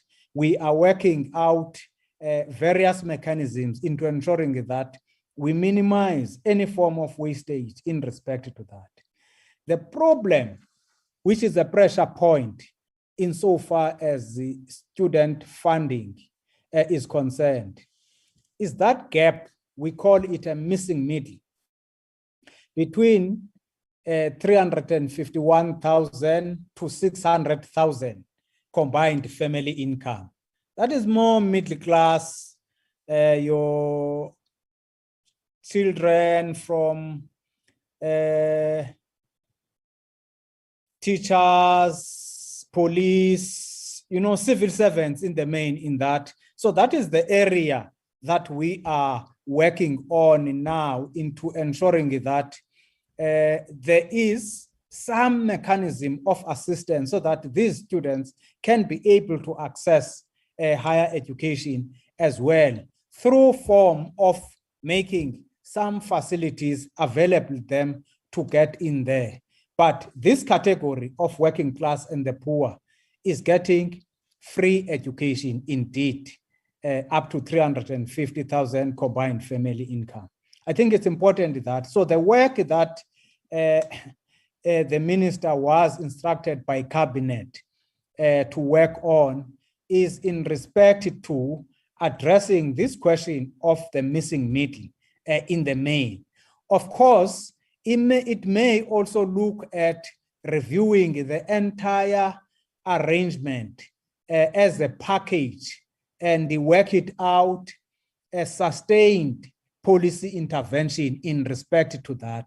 That's the work which is currently being undertaken at the present moment.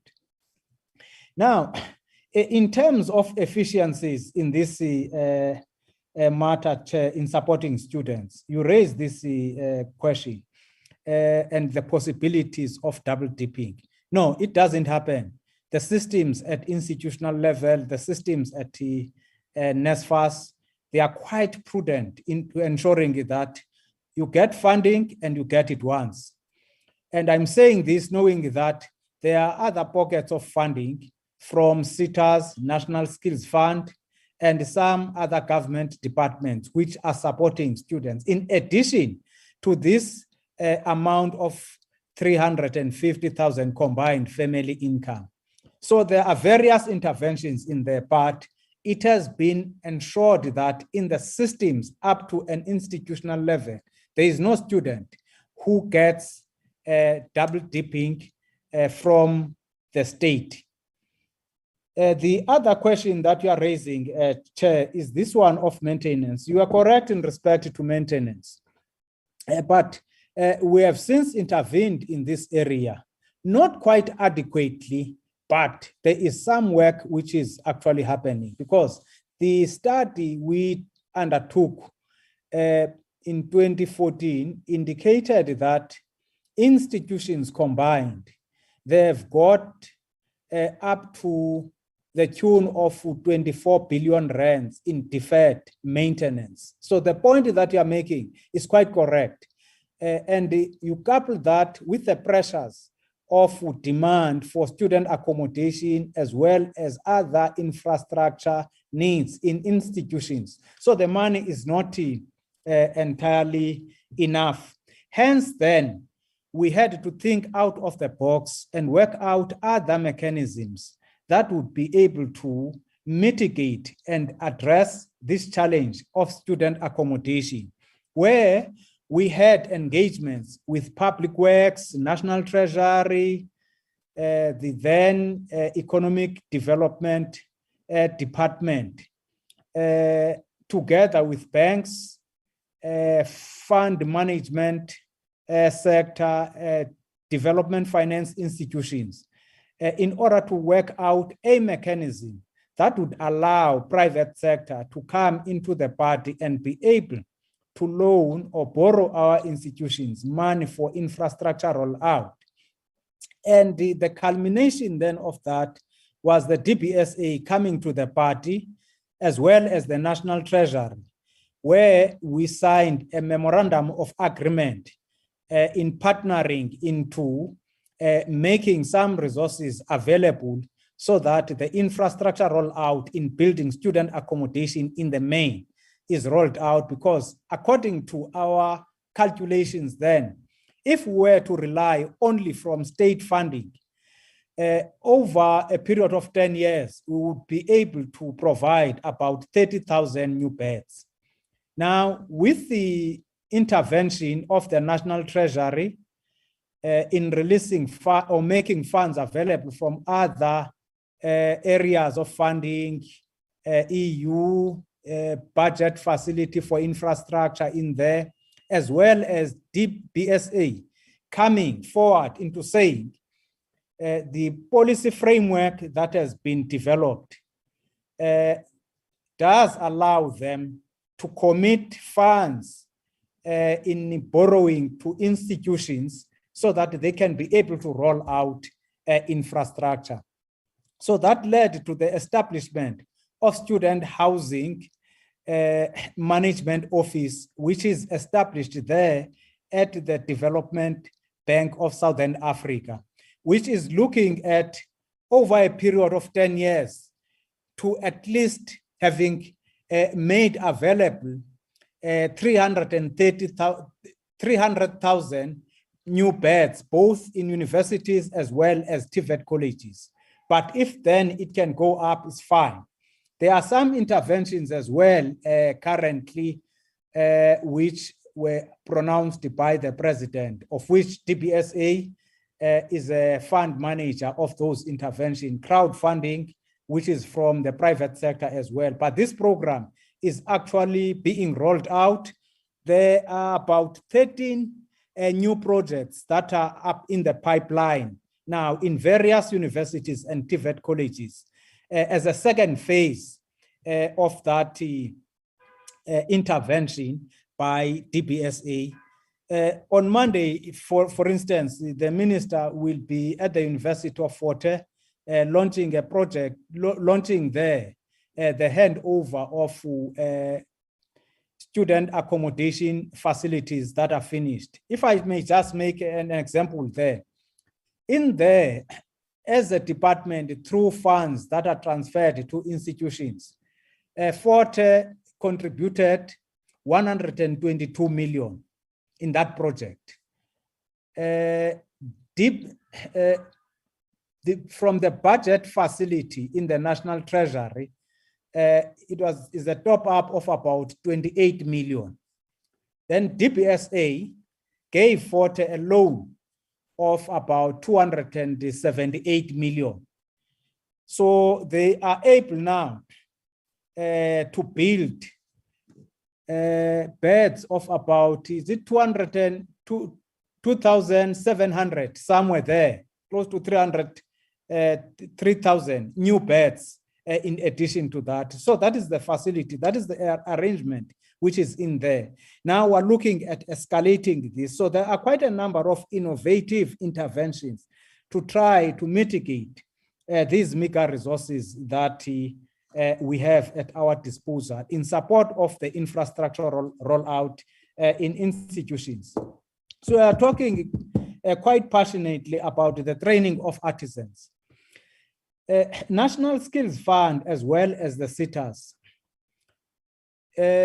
National Skills Fund has invested quite a lot in all state-owned companies for training of artisans. It's up and running in all of them. We have also partnered with some departments that have capacity to train the artisans. As a result, NDP puts a target of the production of 30,000 artisans per annum by 2030. But that 30,000 we've exceeded already. We are producing more than 30,000 artisans per annum already, Chair, as a result of these interventions of combined funding in the main, driven from National Skills Fund. And SITAs are also engaging in other various programs in this respect, amongst other things. We have introduced in quite a number of institutions entrepreneurship programs so that our students, we don't teach them only how to get a qualification and how to look for a job. The intention is how to get a qualification and how you can set yourself in entrepreneurship activities so that you become an employer and a provider to yourself. So there are a number of interventions in respect to that are actually happening. I wish perhaps honorable members can just take a drive to Orbit Tibet College, Mankweng campus. It's just next to N1C, what do we call? Sun City. Yes, Sun City. So in there, students who are doing mechanic, they are not doing mechanic just for a qualification. They are also get an incubation program as to how, as a mechanic, you can be able to set up a business for yourself. And the studies then that come up is showing that the students who have gone through that program are able to earn living just by themselves without anybody employing them. So those are some of the interventions, you know, in the system. But we welcome any comment and support we could be getting into ensuring that we maximize the impact in respect to the work that we are doing. Honorable Member Peters is correct that the University of Sol Plaatje is up and growing, you know, at the present moment, and is a new institution, which is a pride of that province in as much as it is a pride of the country. So thank you very much, Chair, with those questions and our attempt to clarify ourselves to the extent that we have done, and any other thing would be amenable for a follow-up or either in the form of writing and have continuous interactions with SCOA. And we would really like to appeal for the support of SCOA so that we can be able to get a better share that would make things a bit easier for our children to access education. Thank you very much, Chair. Thank you, DG again, and your team. Let me also assure you that National Treasury is also here on the platform that listening to you. Before I close, let me put you on the spot. I made a statement which says employers discriminate against students who have got an accent like mine, which means that people who came out from the universities that you are talking about, your comment, please. And I even said that, unfortunately, even the public institutions do that. What would you say to that? No, thank you very much, Chair. No, that question, Chair, I won't say it's a discrimination per se, but of course, it's a matter that would relate to a perception. And I don't think it's a matter which is confined to higher education sector. Even at school level, as a parent, when you consider which primary school, which high school my child should go to, what you look at is which school is deemed to be producing good results for whatever reason. And as a parent, you'd actually be attracted into getting a place for your child in that particular school or the other school. But what I want to say is that the prestige of program offerings, it's what defines a school, it's what defines an institution. Now, if the perception out there is that the provision of programs from this institution or that institution is not that good, that's the perception that society carries. And it has got nothing to do with facts. Hence, the interventions that we have initiated in respect to student support, upgrading the qualifications of lecturers who are already in our institutions to attain PhDs, to become professors, because that's how you get an enhanced prestige of an institution, so that our institutions in their totality are known to be producing good graduates, out of them, so that the market, job market out there, and them, how they would be carrying themselves in undertaking their responsibilities, it becomes quite important, Chair. I think that in the main, it's a societal matter that we are grappling with, and I think we need to do so as a collective, and we need your support in respect to that as well. Thank you very much, Chair. Thank you, DG. Let me just share with you something. My niece some years ago asked me and said, Malume, why do you guys, when you speak, you like saying and she said, even Mandela, when he speaks, will say and then he speaks. And I said to him, it's because we're very clever. We think in Zulu, or we think in Xhosa, and I must speak in English. Other people think in English just like yourself. So I'm just saying that as I like what you are saying, that the perception has got nothing to do with reality sometimes, but it's something that I think we should be alive to, especially the Department of Higher Education and Training. When it comes, we must walk the talk, we as government and our institutions, to ensure that we don't, based on perceptions, end up discriminating against people who are produced by our own institutions. Look, DG, what you said the Mankweng Tibet is next to Sun City? Yes, it's a campus of Orbit Tibet College. Oh, okay. Yes, we partnered there with the Department of Small Business as well as Ford. So Ford donated vans there to be used by students in the area of mechanics. And is Mankweng not Teflo? Not that one, not that one. Okay. Oh, okay. Not that one, honorable member. It's just next to Sun City. It's just an easy drive, going there. Yeah. So then with the small business, we developed a program so that they could be trained into how to set up a business for themselves, having attained those skills. So it's incubation in there. So they are taken through that program, and it's doing quite very well for them. And I think that should be supported at DG and be multiplied at other places, because I think that's we really need that.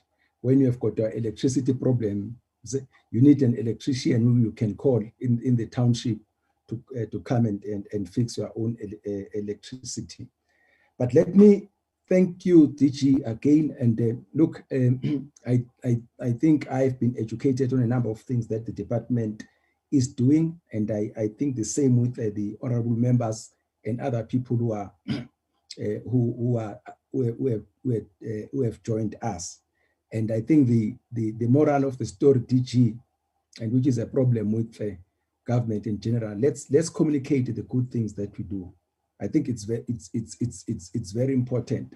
let not us be probed before we talk about all these good things that we are doing. And the initiatives that we are having with DPSA and so on, these are the things that our people should know, that with all the problems that we are having as government, but are these things that we are doing. With those few words, let me thank you, DJ, and your team, and wish you well as you navigate some of the challenges that the department is facing. Thank you so much.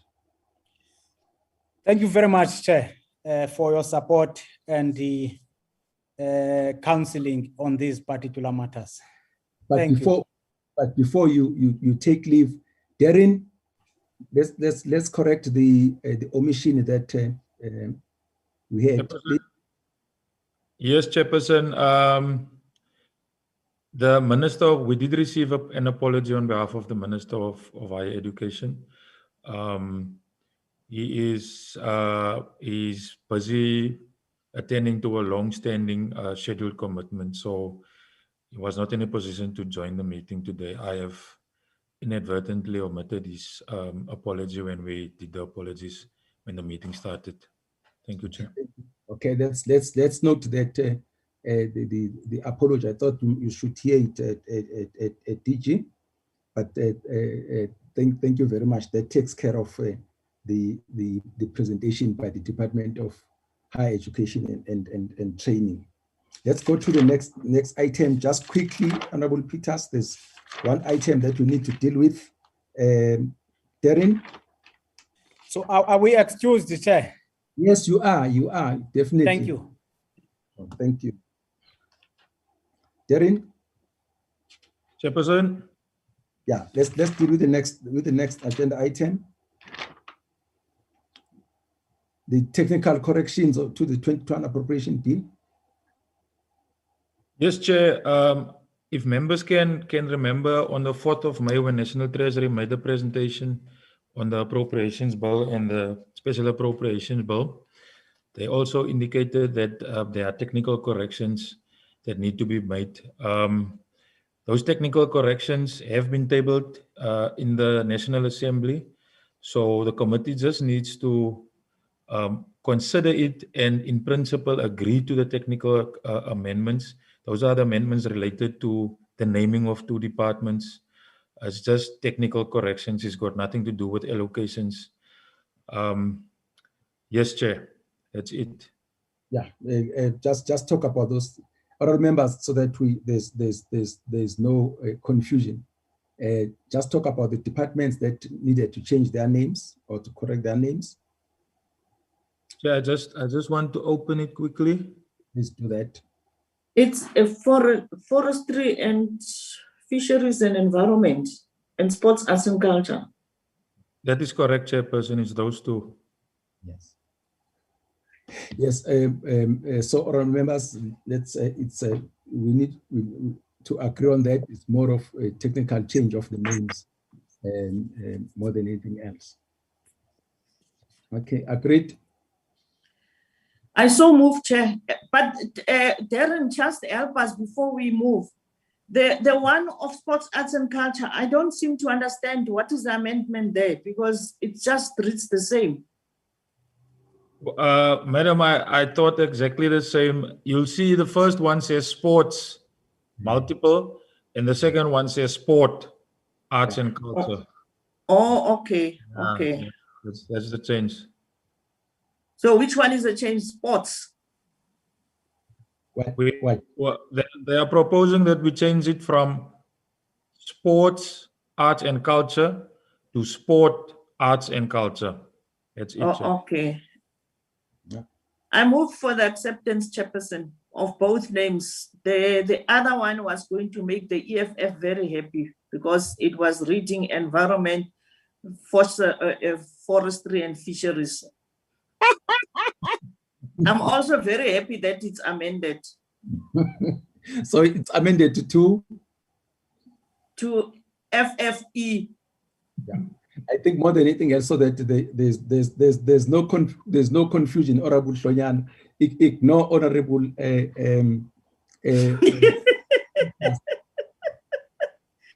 letters going to the department may end up going to EFF and vice versa. Yes. Agreed, honorable members? Agreed. No dissenting voice. I think we will continue. That is more of a technical change. That takes care. Okay, thank you. That takes care of that agenda item. Any announcements? Next meeting is on Friday, Chairperson, where we will have public hearings on the special appropriation bill. What time? That it's starting at 9 on Friday morning, Chair. That link I will send tomorrow morning. Yeah. Okay. Thank you, honorable members. That takes care of the meeting. Thank you very much. We had long sessions today, and thank you for your indulgence. Thank you. Thank you, Chair. Support staff and everybody. Thank you, Chair. Thank you. Thank you. The meeting stands adjourned. Thank you. Recording stopped.